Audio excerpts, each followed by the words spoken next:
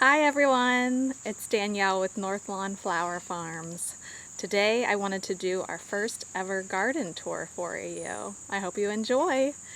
It's about mid-August here in Zone 6B, and I'm gardening on a half acre. And when we first moved into this house, there was not a flower in sight. So this garden is 3 years old. We sell cut flowers at the end of the road. We sell sometimes to florists and often to friends, but we're just a very small cutting farm. So let's start right here at the main entrance. Let me back up so you can see it a little bit better. So here we are in the driveway. I have a Cleome that decided to grow in the crack, and I just let her go because I love her.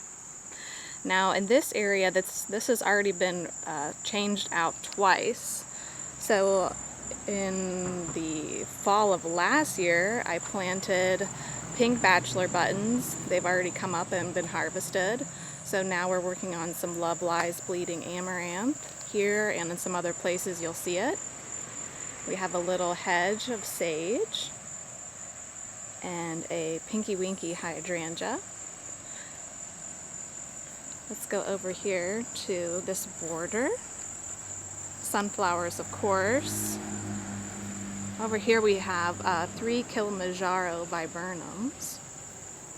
So I'll try to show you how it is from this angle. We did have a big storm. You'll see kind of a funny hole in the garden right there. That's because I had sunflowers there, but they all toppled over recently. So here we go down the right side of the border. So down below we have some catmint and a beautiful lime spirea, backed up by a lot of obedience plant, which spreads very quickly, and it will be in bloom for us about 2 weeks, I would say. We've got our native coneflower here in Pennsylvania, and you'll see a lot of lime lights on the property. So this can show you this limelight is 2 years old. I probably got it in a 3-gallon container, and look how big it is already, and it's just beautiful. Back behind it I seeded some Tithonia because you know, the monarchs, they love it. So do the bees. We are a certified pollinator friendly garden by Penn State.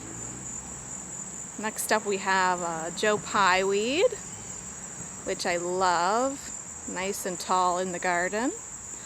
Underneath that, it looks like nothing, but it actually is Madame Butterfly Snapdragons, which at this point aren't going to give me any more blooms, but I discovered recently that, oh, here's one, that I have the Buckeye caterpillar on them, and they're all over all my snaps.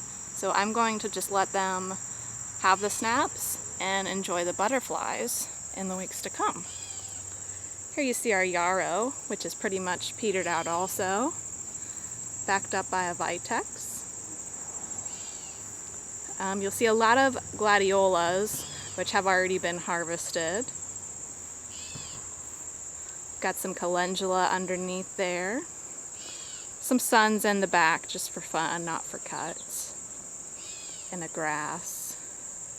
Here we have some tiger lilies, which are done for the season, and some autumn joy. What did I just say tiger lilies? These are tiger lilies, okay. And we have autumn joy sedum right there. We've got our Berneri giant zinnias. This year I did Lime Time Coleus for the first time from Proven Winners, and it's definitely something to repeat in the years to come because nothing beats that bright lime color, especially when I'm looking at it from up above. That's really what my eye is drawn to. There's some David's phlox here. There are some Dahlias buried back behind this Lime Time, but I believe they've all been harvested. Sorry, you're probably going to hear me say a lot in this video that, hey, that's already been harvested. See, I should have filmed this video a little bit sooner, but hey, it is what it is. So we've got all kinds of Berneri giant zinnias. Those are my favorites. We've got a little Japanese maple here that I brought home from my grandma's garden just a few weeks ago. More hydrangeas, more black-eyed Susan. I turn, I can tell Rocky wants to make an appearance. This is Rockaroo. He's the best little garden buddy you'll ever find. Say hi, Rocky. Oh, there you go. Our compost pile decided to grow a pumpkin. Of course, it was sprawling everywhere into my neighbor's property even. So I harvested the one pumpkin off probably, 30 feet of vine and put the vine back in the compost where it belongs. Over here we have a new garden for the year. This garden is in honor of my grandmother Martha, who always said she wanted a garden full of white blooms. And I'm slowly getting there. It's more of white foliage at this point because it is under a big cherry tree. Gladiola's in the front, hostas, and Dusty Miller, because her last name was Miller. And we have this fun rock chair there and some other nice rocks. Some white daisies. There's also some white lilies in here and some mountain laurel. Prairie there in the background. So now we kind of get to the vegetable area. We've got 4 boxes that my wonderful husband made this year. We had some other boxes, but he made me some stronger boxes this year, which I'm really thankful for. Once again, lots of things have come in and out of these boxes already. First, Love in a Mist. Let me think. A big thing of calendula, blue bachelor's buttons. So I'm always changing and pulling out. Yeah.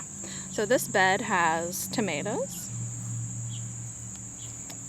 This bed did have lettuce and spinach and kale and then more snaps, which, like I say, I'm letting the snaps stay back there.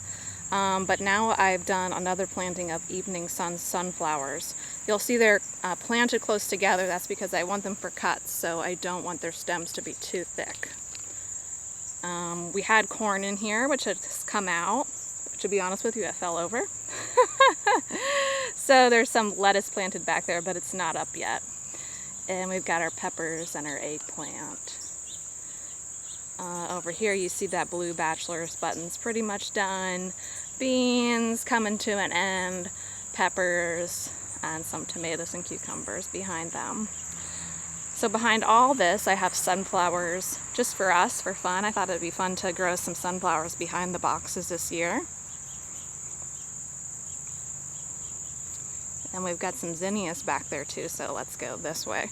So we have our table here where you see I've picked some tomatoes and some pears from our tree too, just to put them in a bag and see if they might be ready. So back here is where I stopped weeding. Hey, you feel me, right? I manage a 3,000 square foot vegetable garden that I have to keep completely weed free. So to be honest, here in my own garden, sometimes things get a little wild. So we've got more zinnias. Down here we have sweet potato. It looks like some Tithonia has decided to plant itself from last year. Some sunflowers have decided to plant themselves. So I've got, let's see, 3 bean trellises back here. I've got scarlet runner beans on these 2. And on this one, I have a mix of purple runner beans and rattlesnake runner beans. Let's see if we can get a closer look. Let's see here, if I can get you in focus. There's our purple. Here's the rattlesnake. I really just grow these for privacy. I don't normally eat them. We'll eat the other beans. Now here we have our blackberry row. Another structure that my husband made. You can see I haven't pruned out this year's canes yet, which needs to happen, but sometimes I actually wait until the end of the season, so I can tell very clearly what's old and what's new. Compost, which is growing the biggest sunflower that we have. Of course it is. Back here, sorry about the light, more sunflowers, a snowball viburnum, 2 more bean teepees just for privacy.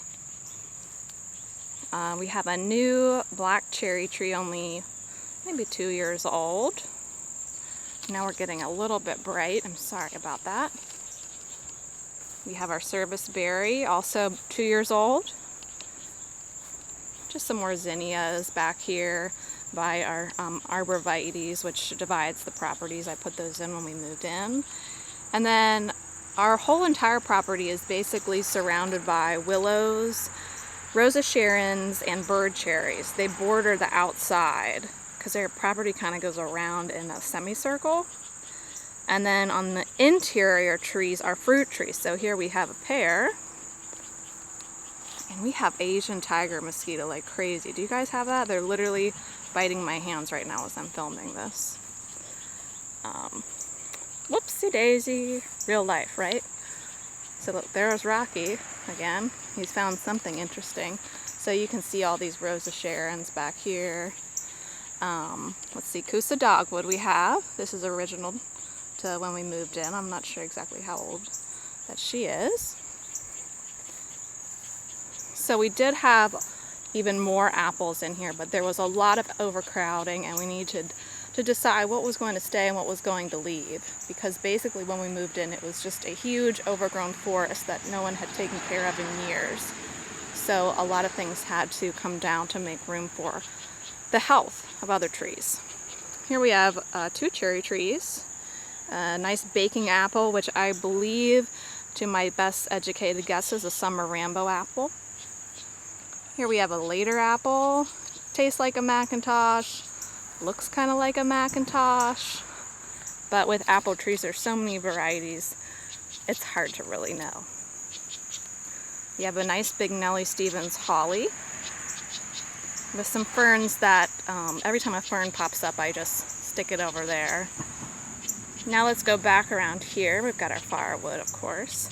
Comfrey, which I love, great for the compost pile. Let's see, lemon balm.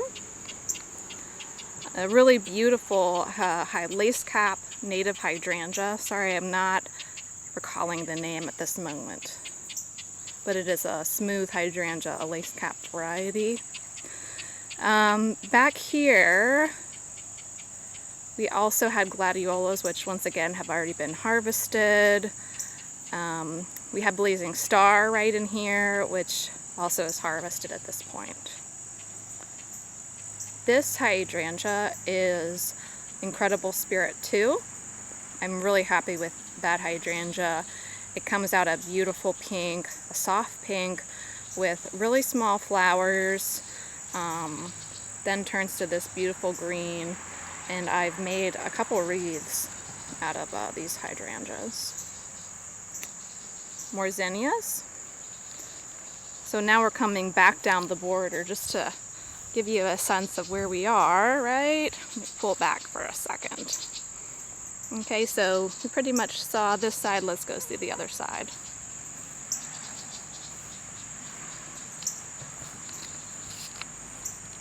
Got a nice evergreen here, 2 years old.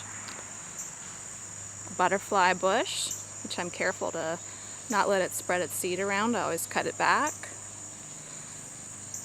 There is a lot of color in this bed in very early summer, late spring, but to be honest with you, I really need to work on this side because as we get to late summer, there's really not a lot of color, so I need to work on that.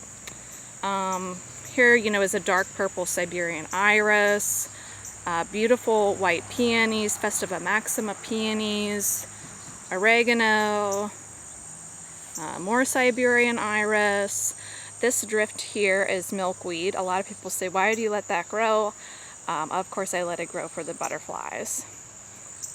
And really, that is not up until later in the season. So I have these peonies and these irises, you know, late May, this is not even up at all yet. We've got a holly stuck back in there, which has never done well. I think I might pull it out and look at what's going on with the roots. So here we have the Love Lies bleeding amaranth, which I said, you know, a lot of them just fell over in that storm, but what can you do? Down here, some Status getting ready to bloom for me. Some verbena underneath it. Some Lilies. A 9-bark. This is new. I bought this maybe 2 months ago, this Firelight Hydrangea. Got a little too much sun its first year, scorched a little bit. You know, you see a lot of browning. Some more Cleome. Underplanted here with sage, which actually turns into lamb's ear. And this lamb's ear comes direct from my grandma's garden. All right. So let's just pull back and get a view of that main garden walk.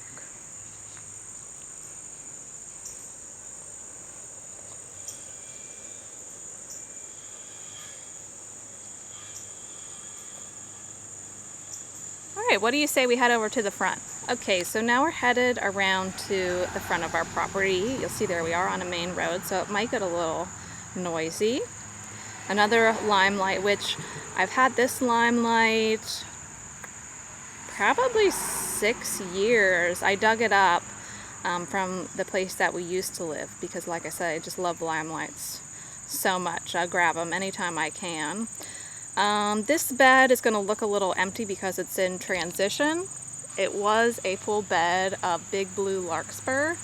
Of course, they're done now in mid-August. So I've got the amaranth in there. Oh, and in between the larkspur and now we have our lilies. So we have stargazer lilies and we have the white fragrant lilies. Let's see.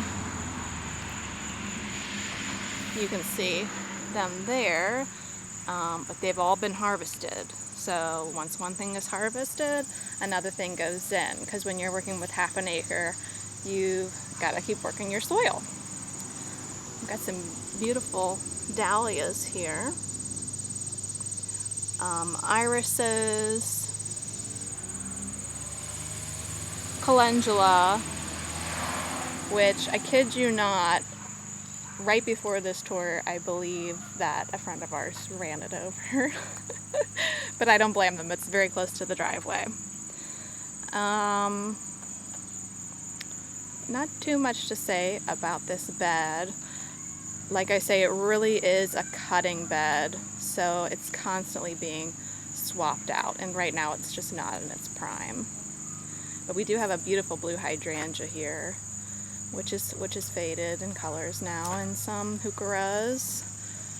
Let's talk about the trees in this area. This area used to have about, oh my gosh, 10 more trees just in this little area.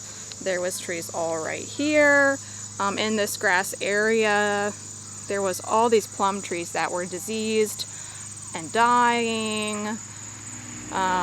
More willows that needed to come out. Willows way too close to the house. You never want them close to a water line, and they were very close to our water lines. Had to cut all of them down. We have a younger apple here. I'm not sure on the variety. It's never done that great since we moved in, but I'm trying to baby it and prune it appropriately, and we'll see what happens.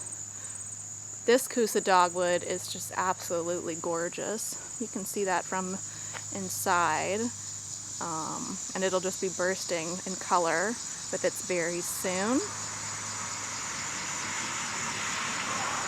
We've got some apple trees up here.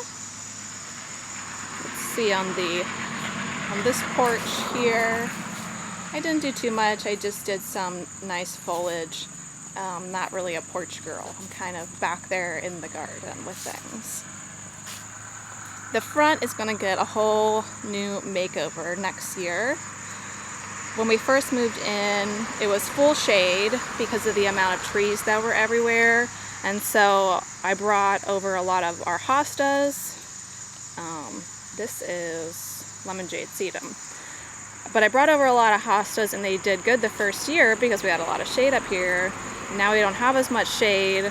Naturally, they're burning out. They're not doing as good. But the Tithonia is doing great and the monarchs love it. And I try to sneak in some hydrangeas wherever I can. There you can see what I'm talking about, the burning out. So I'm going to take those out, probably plant some more hydrangeas, some black-eyed Susan, things like that. So I've got some grasses up here. To be honest, the front of the house is my least favorite part, garden-wise. It's loud. There's just so many thistles up here. It's kind of been a struggle since we moved in. But you know what? We'll get there, right? Now we'll come around the side here. Oh, very weedy. I'm a little bit embarrassed, but what can you do? This is Strawberry Sundae Hydrangea. And it's going to look really great in a couple years.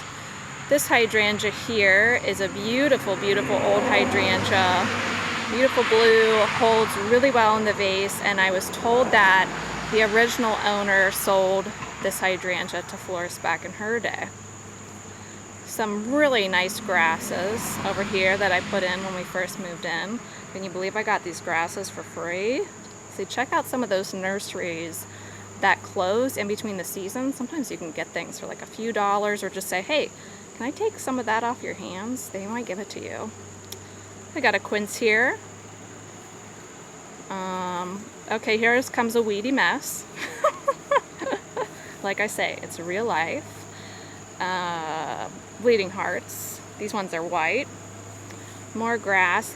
And then we're back to our Kilimanjaro Viburnums, which get a beautiful white flower all along their stems in the spring.